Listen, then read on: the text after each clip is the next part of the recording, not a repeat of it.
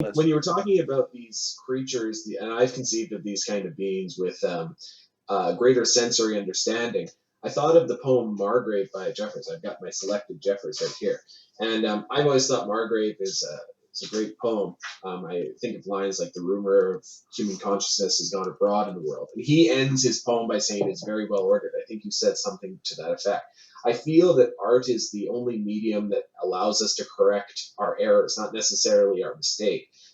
If science, it dates so badly, and I think that if there are beings with greater sensory understanding, that they come to science and see it as sort of childish. Whereas with art, you get the perspective. So even if it is a flawed perspective, even if it is something lacking, you get an in into that human being. And I think any being, no matter their sensory understanding, no matter how far they've gone ahead of us in creating art, or something greater, I think they would be able to appreciate that perspective on some level. Yeah, and but the interesting thing, I just held up my cat Thor. There are things, and I mentioned Kiwi's little recognition, I think, of her impending death. But Thor had an interesting thing with Oscar the last couple of months. But before we shaved him, and he got upset, and then after he recovered a bit, in the last 2 or 3 weeks of Oscar's life, Oscar spent the last 4 days of his life at the vet. Kiwi went in on her last day and went with Oscar. And she recognized Oscar right away, even with the smell. She wasn't turned off by the smell of death. But Thor had an interesting thing. Oscar was the dominant cat. Thor and Zeus have been beta males. Apollo, when he was around, was probably a beta. He was complex, but he was a beta. So was Shadow. So Oscar was always around beta males and Kiwi. And we had an older cat, female cat, Sassy, that he knew. And she was just an old cranky cat. But Thor, cat, there's the dominance show where the cat will grab the scruff of the other cat, get behind him, and start like he's looking to hump.